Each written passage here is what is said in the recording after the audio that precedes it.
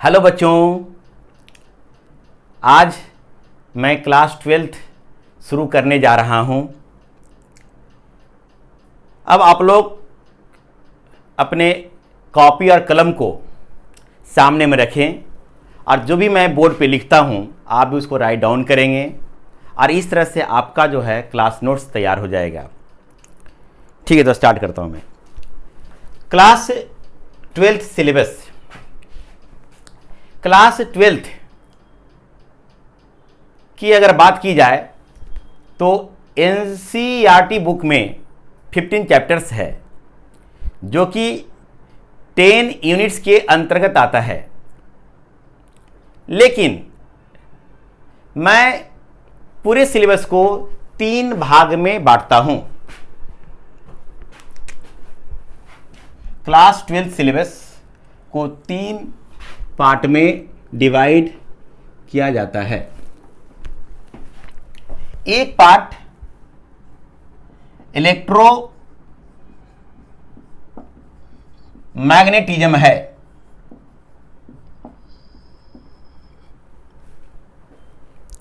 दूसरा part optics है और तीसरा पार्ट मॉडर्न फिजिक्स है। इस तरह से 12th का होल सिलेबस 3 ब्रांच के अंतर्गत पढ़ेंगे। एक का नाम है इलेक्ट्रोमैग्नेटिज्म, दूसरा का नाम है ऑप्टिक्स और तीसरा का नाम है मॉडर्न फिजिक्स। अब बारी बारी से मैं चर्चा करता हूं कि इसमें क्या पढ़ना है। पहले मॉडर्न फिजिक्स देखते हैं। मॉडर्न फिजिक्स में टोटल 5 चैप्टर्स पढ़ने हैं। फर्स्ट चैप्टर का नाम है dual nature of radiation and matter. यहां रेडिएशन का अभिप्राय इलेक्ट्रोमैग्नेटिक वेव से है और आप लोग जानते हैं कि जो इलेक्ट्रोमैग्नेटिक वेव है वह 2 तरह का बिहेवियर शो करता है, एक पार्टिकल की तरह और एक वेव की तरह। 2 तरह का बिहेवियर होने की वजह से कहते हैं ड्यूअल नेचर है। किसको है? इलेक्ट्रोमैग्नेटिक वेव अर्थात रेडिएशन को है। इसी तरीके से मैटर भी ड्यूअल नेचर शो करता है। मैटर जिसमें मास है, जो स्पेस ऑक्यूपाई करता है, वह भी पार्टिकल की तरह बिहेव करता है, साथ ही साथ वेव की तरह बिहेव करता है। इसलिए मैटर और रेडिएशन दोनों, कोई पूछे किस तरह का बिहेवियर देगा तो बोलना है ड्यूअल नेचर, मतलब कि वेव की तरह भी बिहेव करेगा और पार्टिकल की तरह भी बिहेव करेगा।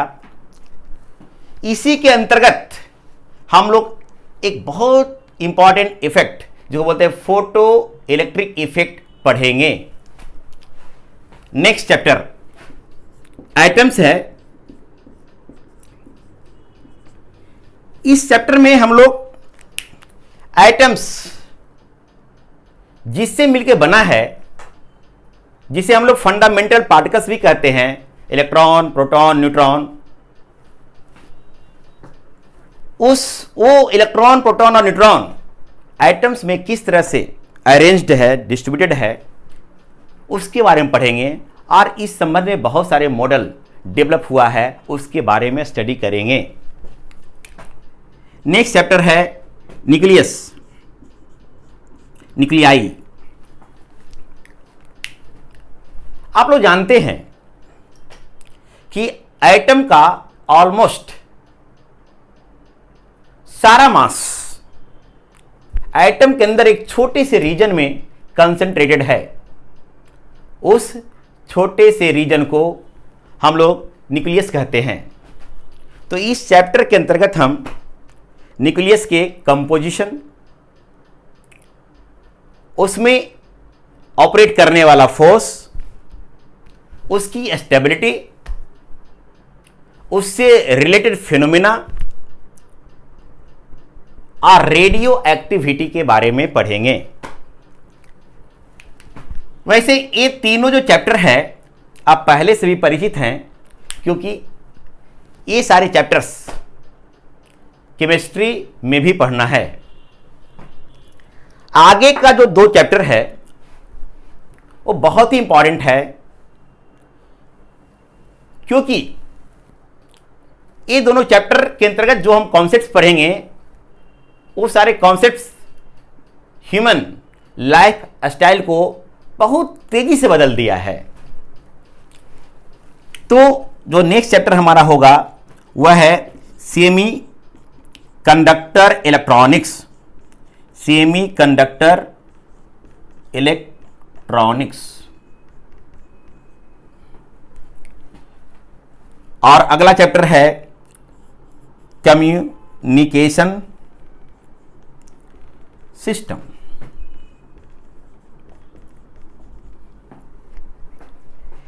कम्युनिकेशन सिस्टम सीबीएसई सिलेबस में नहीं है, लेकिन ये बिहार बोर्ड के सिलेबस में है और कॉम्पिटिटिव एग्जाम में भी इससे सवाल आते हैं, इसलिए ये चैप्टर भी हमें पढ़ना है। तो इस तरह से मॉडर्न फिजिक्स में टोटल 5 चैप्टर्स हुए। एक है dual nature of radiation and matter, दूसरा एटम्स, तीसरा न्यूक्लियाई, चौथा सेमीकंडक्टर इलेक्ट्रॉनिक्स और 5वां कम्युनिकेशन सिस्टम। अब मैं बात करता हूं ऑप्टिक्स की। ऑप्टिक्स को हम लोग लाइट भी कहते हैं। तो ऑप्टिक्स में हम लाइट के प्रॉपर्टी, नेचर और उसके बिहेवियर के बारे में स्टडी करेंगे। इस ऑप्टिक्स को भी फर्दर 2 भाग में डिवाइड किया गया है। एक का नाम है रे ऑप्टिक्स और दूसरा का नाम है वेव ऑप्टिक्स। वेव ऑप्टिक्स में हम लोग लाइट के वेव नेचर के बारे में स्टडी करेंगे।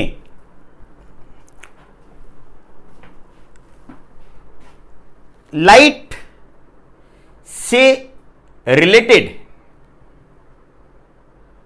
वेव नेचर शो करने वाला जो फिनोमेना है उसका नाम है इंटरफेरेंस, डिफ्रैक्शन और पोलराइजेशन। इसके बारे में हमें वेव ऑप्टिक्स में पढ़ना है, इसलिए मैं लिखता हूं इसमें इंटरफेरेंस, दूसरा है डिफ्रैक्शन, तीसरा है पोलराइजेशन। ये तीनों फिनोमेना वेव नेचर से एसोसिएटेड है। ये तीनों फिनोमेना वेव नेचर शो करने वाला है, इसलिए वेव ऑप्टिक्स में हम इंटरफेरेंस, डिफ्रैक्शन और पोलराइजेशन के बारे में स्टडी करेंगे। रे ऑप्टिक्स हम लोग जानते हैं कि अगर मीडियम होमोजीनियस हो तो लाइट स्ट्रेट लाइन पाथ में मूव करती है, और लाइट के स्ट्रेट लाइन पाथ में जो मोशन होता है उसको हम रे से दिखा सकते हैं। हम लोग जानते हैं होमोजीनियस मीडियम में लाइट स्ट्रेट लाइन पाथ में जाती है, इसे आप लोग रेक्टिलिनियर प्रोपेगेशन ऑफ लाइट कहते हैं। और जब लाइट स्ट्रेट लाइन पाथ में जाती है तो उसे हम रे से दिखाते हैं, और जब लाइट को हम रे से दिखाएंगे तो उसके बारे में स्टडी हम रे ऑप्टिक्स में करेंगे। इसमें मूल रूप से दो फिनोमेना आएगा, एक का नाम है रिफ्लेक्शन और दूसरा का नाम है रिफ्रैक्शन। तो इस तरह से हम रे ऑप्टिक्स में रिफ्लेक्शन और रिफ्रैक्शन के बारे में पढ़ेंगे। अब मैं चर्चा करता हूं इलेक्ट्रोमैग्नेटिज्म के बारे में। ये 12th सिलेबस का सबसे बड़ा टॉपिक है। इसमें हम चार्ज के बारे में स्टडी करेंगे। तो फिजिक्स के जिस ब्रांच में हम चार्ज के बारे में स्टडी करेंगे उसे हम इलेक्ट्रोमैग्नेटिज्म कहेंगे।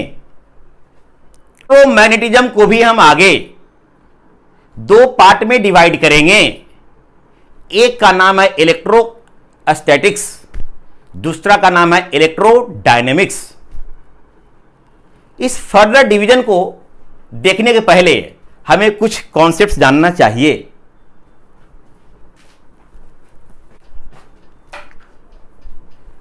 हाँ बच्चों, तो मैं डिस्कस कर रहा था इलेक्ट्रोमैग्नेटिज्म के बारे में। इलेक्ट्रोमैग्नेटिज्म में हम चार्ज के बारे में स्टडी करते हैं। चार्ज तीन तरह का इफेक्ट उत्पन्न कर सकता है। चार्ज इलेक्ट्रिक फील्ड प्रोड्यूस कर सकता है, चार्ज मैग्नेटिक फील्ड प्रोड्यूस कर सकता है, और चार्ज से इलेक्ट्रोमैग्नेटिक वेव के रूप में एनर्जी इमिट हो सकता है। चार्ज किस तरह का इफेक्ट उत्पन्न करेगा, ये चार्ज के मोशन के स्टेट के हिसाब से डिसाइड होगा। चार्ज अगर रेस्ट में है, स्टेशनरी है, तो सिर्फ इलेक्ट्रिक फील्ड उत्पन्न करेगा या मैग्नेटिक फील्ड उत्पन्न नहीं करता है, और न ही एनर्जी इलेक्ट्रोमैग्नेटिक वेव के रूप में इमिट करता है। सिर्फ एक ही इफेक्ट देता है जब चार्ज रेस्ट में होता है, और वो है इलेक्ट्रिक फील्ड प्रोड्यूस करता है। चार्ज अगर मोशन में है, उसमें भी कांस्टेंट वेलोसिटी से मूव करा है, कांस्टेंट वेलोसिटी से, यूनिफॉर्म वेलोसिटी से, तो charge moving with constant velocity. तो ये दो इफेक्ट प्रोड्यूस करता है, एक इलेक्ट्रिक फील्ड उत्पन्न करता है और दूसरा मैग्नेटिक फील्ड उत्पन्न करता है। लेकिन ये एनर्जी इलेक्ट्रोमैग्नेटिक वेव के रूप में इमिट नहीं करता है। जबकि चार्ज एक्सेलरेटेड मोशन में हो, चार्ज जब मूव कर रहा है तो उसकी वेलोसिटी वेरिएबल हो, जब वेलोसिटी वेरिएबल होता है तो एक्सेलरेशन में होता है।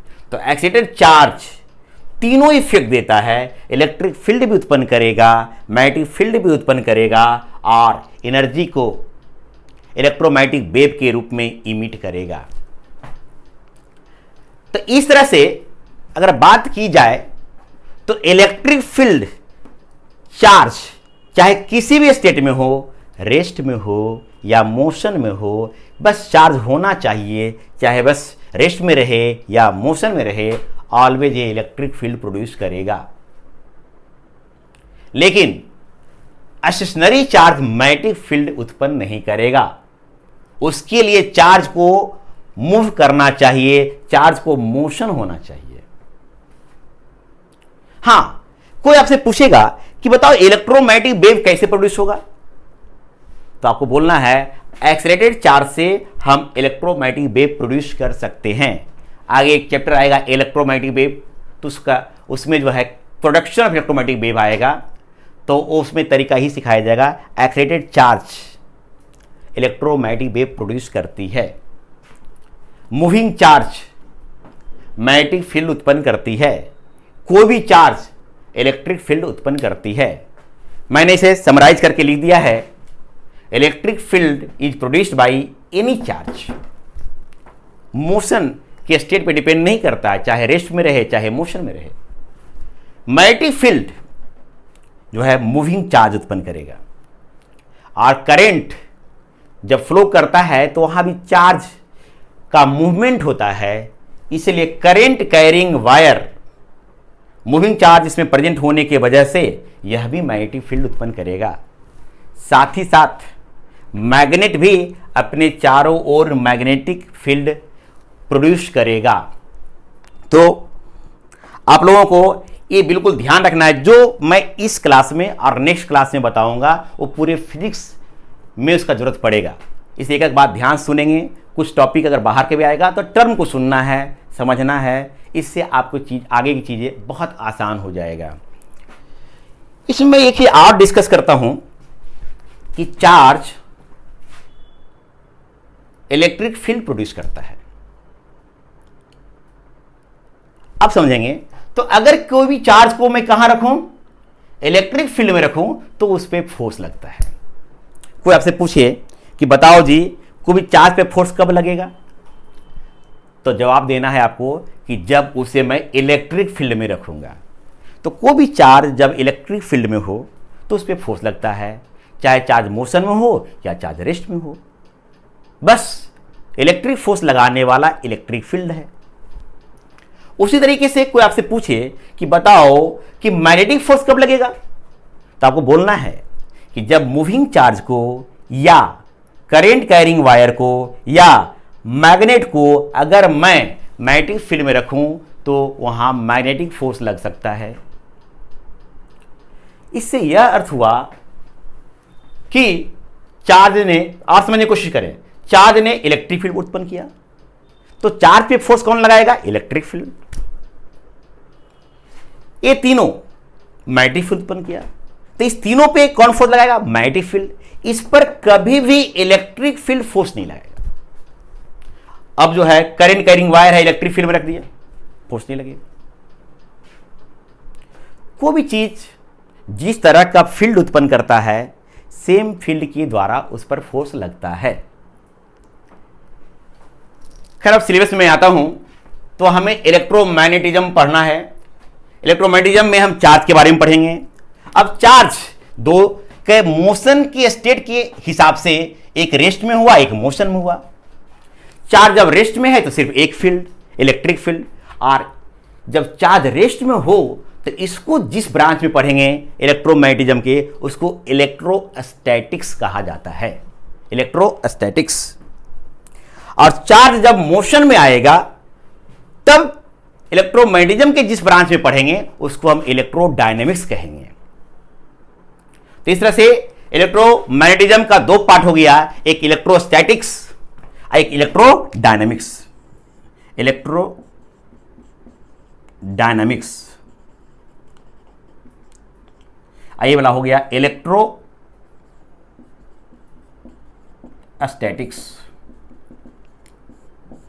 लेकिन सुविधा के लिए इसे भी मैं दो भागों में बांटूंगा।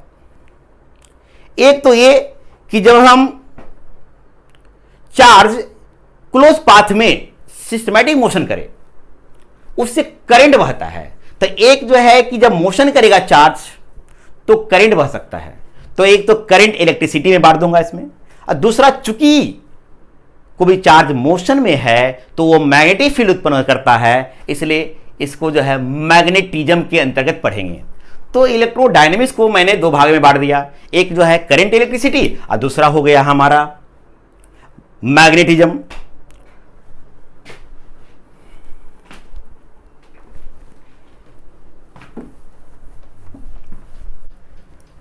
बच्चों इस तरह से मैं इलेक्ट्रोमैग्नेटिज्म को भी तीन पार्ट में डिवाइड करने जा रहा हूं।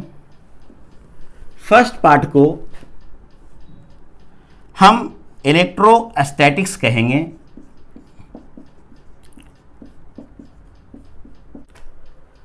अब आपको आइडिया लग गया है इसमें हम लोग क्या पढ़ेंगे, जब चार्ज रेस्ट में हो तो उसके प्रॉपर्टीज के बारे में पढ़ेंगे। इसके अंतर्गत जो पढ़ाई करेंगे हम लोग वह है इलेक्ट्रिक चार्जेस,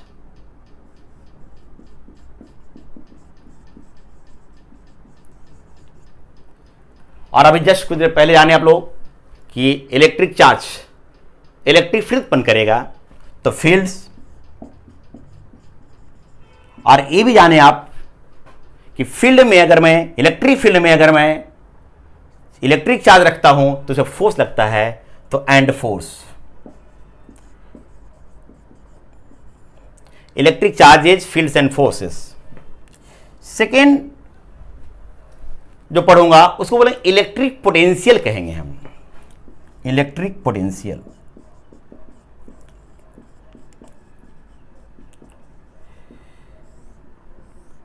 पोटेंशियल के बारे में बस एक लाइन अभी सुने और इसे ध्यान रखेंगे।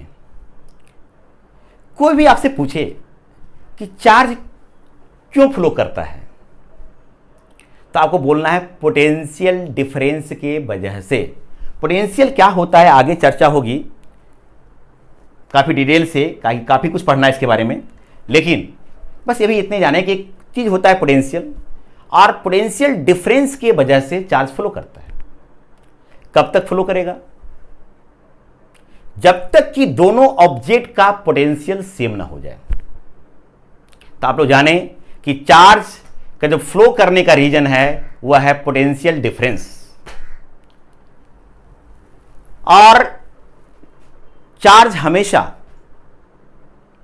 तब तक फ्लो करता रहेगा जब तक कि दोनों ऑब्जेक्ट का पोटेंशियल सेम ना हो जाए। इस तरह कॉन्सेप्ट आप लोग 11th में भी पढ़े हैं हीट में, कि हीट एनर्जी कब फ्लो करता है, तो जब दो ऑब्जेक्ट के बीच में टेम्परेचर डिफरेंस हो। टेम्परेचर डिफरेंस के वजह से हीट एनर्जी फ्लो करता है। और कब तक फ्लो करेगा? जब तक कि दोनों ऑब्जेक्ट का टेम्परेचर सेम ना हो जाए। तो उसी तरह का कॉन्सेप्ट है कि पोटेंशियल डिफरेंस के वजह से चार्ज फ्लो करता है। और कब तक फ्लो करेगा? जब तक कि दोनों ऑब्जेक्ट का पोटेंशियल सेम ना हो जाए।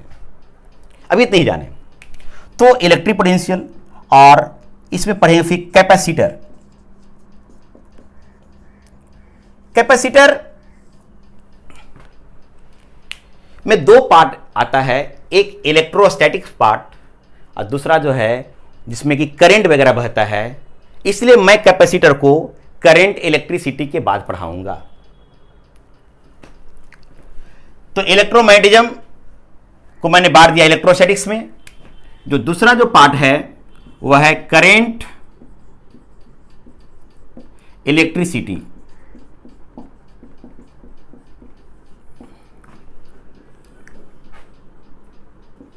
और तीसरा पार्ट उसको बोलते हैं मैग्नेटिज्म।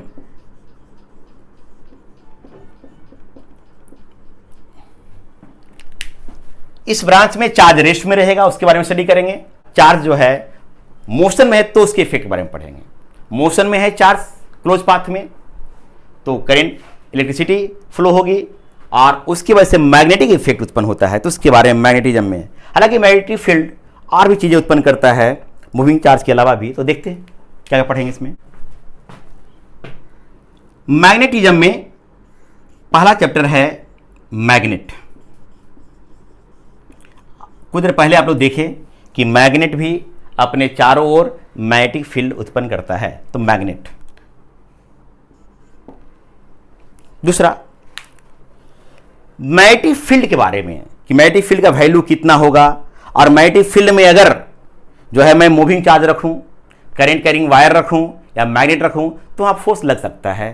तो मैग्नेटिक फील्ड एंड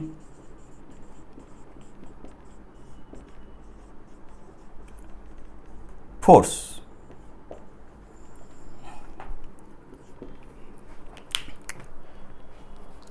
तीसरा इसमें जो चैप्टर जो होगा वो होगा जियोमैग्नेटिज्म। आप लोग जानते हैं अर्थ के चारों ओर भी मैग्नेटिक फील्ड है, तो उसके बारे में स्टडी हम जियोमैग्नेटिज्म के अंतर्गत करेंगे। और इसमें नेक्स्ट चैप्टर होगा मैग्नेटिक प्रॉपर्टीज ऑफ मैटर। आप लोग इतना जरूर समझते होंगे कि मैग्नेट के पास अगर मैं आयरन का कोई पीस लेके आऊं, अगर मैं वुड लेके आऊं और कॉपर लेके आऊं, तो तीनों मटेरियल का मैग्नेट के पास अर्थात मैग्नेटिक फील्ड में बिहेवियर अलग अलग होगा। तो उसके बारे में डिटेल से चर्चा मैग्नेटिक प्रॉपर्टीज ऑफ मैटर में होगा। नेक्स्ट चैप्टर जो है इलेक्ट्रोमैग्नेटिक इंडक्शन। ये क्या है, एक लाइन समझ लें। अगर कोई बल्ब है और मैं कुछ कंडक्टिंग वायर दे दूं, मैं कहूं इसे जलाओ, तो आप क्या करोगे? तो आप बैटरी लगा दोगे, स्विच ऑन करते ही बल्ब जलने लग सकता है। लेकिन मैं कहूं कि ना बैटरी लगाए उसे जलाओ, तब क्या करोगे? तब बड़ा इंटरेस्टिंग फिनोमेना है कि आपको उसके पास एक मैग्नेट को जो है उसके पास ले जाना है या उससे दूर लेके आना है, तब भी जो है वो बल्ब जो है आपको जल सकता है। मतलब बिना बैटरी लगाए भी बल्ब को जलाया जा सकता है। मतलब हम करंट इलेक्ट्रिसिटी जो है प्रोड्यूस कर सकते हैं। तो ये जिस फिनोमेना से संभव हो पाया है उसी को मैं पढ़ूंगा इलेक्ट्रोमैग्नेटिक इंडक्शन में। नेक्स्ट जो चैप्टर है वह है ऑल्टरनेटिंग करेंट। हमारे घरों में जो करेंट आती है वह एसी करेंट है, ऑल्टरनेटिंग करेंट है। यहां पे जो आप करेंट पढ़ेंगे वो डीसी करेंट होगा, डीसी करेंट होगा, डायरेक्ट करेंट होगा, बैटरी से प्रोड्यूस करेंगे इसे। तो ऑल्टरनेटिंग करेंट, इसके बारे में पढ़ेंगे। और इसमें जो लास्ट जो चैप्टर होगा उसको बोलेंगे इलेक्ट्रोमैग्नेटिक वेव। इलेक्ट्रोमैग्नेटिक वेव भी कुछ देर पहले मैंने चर्चा किया था कि इलेक्ट्रोमैग्नेटिक वेव कैसे प्रोड्यूस होगा। तो आप लोग जाने कि एक्सीलरेटेड चार्ज से। तो जो इलेक्ट्रोमैग्नेटिक वेव के बारे में कि उसका क्या प्रॉपर्टीज है, उस सब के बारे में हम पढ़ेंगे इलेक्ट्रोमैग्नेटिक वेव में। तो इलेक्ट्रोमैग्नेटिक वेव इलेक्ट्रोमैग्नेटिज्म का लास्ट चैप्टर है। और आप लोग जाने कि जो सेकेंड टॉपिक ऑप्टिक्स है, तो इस दोनों के बीच में इलेक्ट्रोमैग्नेटिज्म और ऑप्टिक्स के बीच में ये लिंकिंग चैप्टर का काम करता है। कैसे करता है वो आप लोग देखेंगे वहां पर, है ना, जब मैं पढ़ाऊंगा। तो इस तरह से ये पूरा जो 12th का सिलेबस हुआ। बच्चों अभी मैं चर्चा कर रहा था सिलेबस के बारे में, उसके बाद डिटेल से आप लोग जाने कि 12th में हमें 3 पार्ट पढ़ना है, इलेक्ट्रोमैग्नेटिज्म, ऑप्टिक्स और मॉडर्न फिजिक्स। अब मैं आपको बताने जा रहा हूं 12th का इंपॉर्टेंस क्या है पूरे सिलेबस में। तो अगर मैं पूरे फिजिक्स की सिलेबस की बात करूं तो वो 11th में भी कुछ चैप्टर्स पढ़ते हैं, कुछ 12th में पढ़ते हैं। तो उसमें थोड़ा देखते हैं 11th और 12th के हिसाब से किस तरह से जो चीजें वेरी कर रहा है। ज्यादा कोर्स लेंथ की बात है, साइज ऑफ कोर्स कि कोर्स कितना बड़ा है 11th 12th में। तो 11th का सिलेबस बड़ा है और मेरे हिसाब से अगर कहें तो ये दोनों में जो है 3:2 का रेशियो है, 3:2 का रेशियो है। इसका मतलब हुआ कि अगर इसे पढ़ाने में 100 लेक्चर्स लगता है तो इसे पढ़ाने में लगभग में 150 लेक्चर्स लगेंगे। तो 3:2 का रेशियो। 11th बहुत बड़ा है 12th के रिस्पेक्ट में। दूसरा जो है क्लासिफिकेशन थ्योरी के रूप में करते हैं। 11th में थ्योरी कम है। जैसे न्यूटन्स लॉ की बात करें तो वहाँ बस हालांकि न्यूटन्स का 3 नियम है, लेकिन सेकेंड लॉ काफ़ी ज़्यादा एप्लीकेबल होगा एफ रवाई में। और सवाल देखिए न्यूमेरिकल्स कितने बड़े बड़े आते हैं। तो कहना थ्योरी वहाँ कम है, लेकिन 12th में थ्योरी ज़्यादा है। थ्योरी ज़्यादा है तो बस ढंग से पढ़ेंगे समझेंगे तो चीज़ें और क्लियर हो जाएंगी। तो थ्योरी ए जो है ज़्यादा है, सॉरी 11th में थ्योरी कम है और 12th में थ्योरी ज़्यादा है। फिर देखते हैं वैरायटी ऑफ न्यूमेरिकल्स। 11th में थ्योरी कम है, लेकिन जो न्यूमेरिकल्स का जो वैरायटी है वो थोड़ा ज़्यादा है, इसलिए इसको मोर लिखेंगे 11th में। जबकि 12th की बात करते हैं न्यूमेरिकल्स, तो इसमें बहुत ज़्यादा वैरायटी नहीं है। अगर आप ढंग से पढ़ते हैं तो जो पढ़ाया जाए क्लास नोट्स में उसी के इर्द गिर्द सारे क्वेश्चंस एग्जाम में आते हैं। तो ये वैरायटी ऑफ न्यूमेरिकल्स जो है इसमें लेस है। चूंकि न्यूमेरिकल्स का वैरायटी लेस है इसमें, इसलिए टफनेस भी इसमें कम हो गया। क्योंकि जितनी ज़्यादा जो है वैरायटी बढ़ता जाएगा, टफनेस का ऑर्डर बढ़ता जाएगा। तो इसलिए जो है टफनेस 11th में जो न्यूमेरिकल्स है लोग इसे थोड़ा ज़्यादा समझते हैं। अब कंट्रीब्यूशन इन कॉम्पिटिटिव एग्जाम्स, जब हम कॉम्पिटिटिव एग्जाम की बात करते हैं, मेडिकल या इंजीनियरिंग की बात करते हैं, तो उस एग्जाम में 11th और 12th दोनों से सवाल आएंगे। और लोग ऐसे सोचते हैं कि इक्वल वेटेज होना चाहिए, 50% इससे 50% उससे। लेकिन ऐसा पाया गया है जो क्वेश्चन पेपर एग्जाम में आए हैं उससे, कि 12th का परसेंटेज एग्जाम में रिलेटिवली ज्यादा होता है। किसके रिस्पेक्ट में? 11th के रिस्पेक्ट में। अगर 11th में मैंने 50-50 की जगह पर ये थोड़ा कम होगा, लगभग 45% मान लें, और ए जो है तो उसी हिसाब से ये 55% हो जाएगा, मतलब आधा से ज्यादा कंट्रीब्यूशन होगा। लेकिन अगर बोर्ड एग्जाम की मैं बात करूं तो 11 से कुछ भी सवाल नहीं आएंगे, सारे के सारे सवाल 100% आपका 12th से आएगा। तो अब आप खुद सोचें कि 12th का जो है कोर्स का साइज कम है, थियरी ज़्यादा है, मतलब कि जो पढ़ा रहे हैं, राइट डाउन कर रहे हैं, समझ रहे हैं बस, तो उसी से रिलेटेड ज़्यादा चीज़ें रहेंगी। अब बोर्ड में तो बिल्कुल थियरी ही आता है, बहुत कम न्यूमेरिकल्स होता है। तो इस तरह से तो ये जो पार्ट है, न्यूमेरिकल्स का वैरायटी कम है, टफनेस कम है, और वेटेज भी ज़्यादा है कॉम्पिटिटिव एग्जाम में। तो इस तरह से 12th जो है ईजियर है, इंटरेस्टिंग है, और इस समय तक बच्चे थोड़ा सीरियस भी हो जाते हैं। इसलिए मैं ये आशा करता हूं कि आप लोग 12th का सिलेबस बहुत तरीके से ढंग से पढ़ेंगे और सीरियस होकर पढ़ेंगे।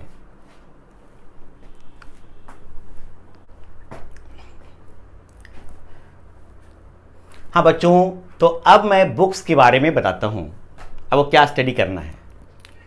तो पहला है क्लास नोट्स। क्लास नोट्स सबसे ज़्यादा इंपॉर्टेंट है, क्योंकि ये क्लास नोट्स आपका अपना बुक है जिसमें आपने सबसे ज़्यादा मेहनत किया है।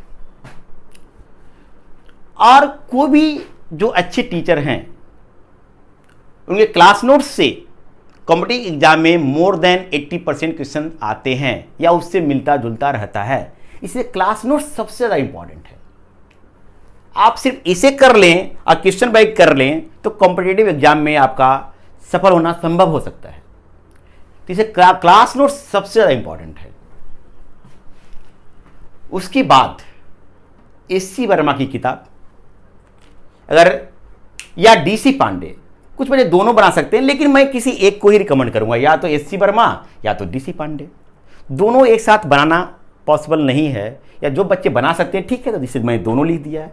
लेकिन उस किताब को चूज करें जो आप शुरू से लेकर अंत तक सारा बना सकें समझते हुए। इंपॉर्टेंट ये है, इसलिए एससी वर्मा भी आप बना सकते हैं। इसमें एक ही किताब में सारी चीज़ें आ जाएंगी, केवल इसका लाइट ऑप्टिक्स दूसरे वॉल्यूम में है, तो एक ही किताब में आ जाएगी। लेकिन इसके 2 वॉल्यूम है, दोनों किताबें अच्छी है। तो या तो एससी वर्मा या तो डीसी पांडे किताब में। और जो बच्चे बोर्ड के लिए हैं उसे एनसीईआरटी भी देखना है, एनसीईआरटी बुक्स। उसके बाद फिर जो बच्चे मेडिकल की तैयारी कर रहे हैं, नीट का क्वेश्चन बैंक बनाना है। इंजीनियरिंग वाले का जेई मेन का क्वेश्चन बैंक बनाना है, और एक जेई एडवांस क्वेश्चन बैंक, ये सब रखना है आपको। जेई एडवांस में मैंने स्टार इसलिए लगाया है कि जब मैं कैपेसिटर पढ़ा दूं तब इसे बनाना शुरू करें तो ज़्यादा बेटर रहेगा। तो इस तरह से ये जो है बुक्स की बात है। लेकिन फिर मैं रिपीट करता हूं, सबसे इंपॉर्टेंट है क्लास नोट्स। अगर क्लास लेक्चर को अटेंड करते हैं और क्लास नोट्स को आप पढ़ते हैं तो मतलब वो मोर देन सफिशिएंट है। सबसे पहले ये करना है, तब कुछ और करना है। जब रेगुलर क्लासेस चालू हो जाएंगी तो फिर मैं अपना सेल्फ असाइनमेंट दूंगा, वो बहुत अच्छा रहेगा। उसमें बिल्कुल सिस्टमैटिक सारे सवाल दिए हुए रहेंगे। तो इस तरह से बुक्स के बारे में बातें हुई। फाइनली अब मैं सारी बातों को समराइज कर देता हूं। पूरी क्लास का जो सिलेबस है उसको मैंने 3 भाग में बांटा। एक है इलेक्ट्रोमैग्नेटिज्म, दूसरा है ऑप्टिक्स, तीसरा है मॉडर्न फिजिक्स। इलेक्ट्रोमैग्नेटिज्म में चार्ज के बारे में पढ़ेंगे, और चार्ज जब रेस्ट में होगा तो उसके बारे में स्टडी हम इलेक्ट्रोस्टैटिक्स में करेंगे। इस सिलेबस की बात हुई। लेकिन अब 2 इंपॉर्टेंट कॉन्सेप्ट मैंने सिखाया यहां पर। पहली बात कि चार्ज ऑलवेज इलेक्ट्रिक फील्ड उत्पन्न करेगा। मूविंग चार्ज इलेक्ट्रिक फील्ड और मैग्नेटिक फील्ड भी उत्पन्न करेगा। एक्साइटेड चार्ज फील्ड उत्पन्न करने के अलावा एनर्जी इलेक्ट्रोमैग्नेटिक वेव में इमिट करेगा। फिर मैंने एक कॉन्सेप्ट और बताया कि कोई भी चीज जिस तरह का फील्ड उत्पन्न करता है, सेम फील्ड के द्वारा उस पर फोर्स लगता है। अगर कोई आपसे पूछे कि इलेक्ट्रिक चार्ज पर फोर्स कब लगेगा, तो आपको बोलना चाहिए कि जब हम चार्ज को इलेक्ट्रिक फील्ड में रखेंगे। तो बच्चों, नेक्स्ट लेक्चर में मैं इलेक्ट्रोस्टैटिक्स स्टार्ट करूंगा और मिलते हैं नेक्स्ट लेक्चर में। Thank you.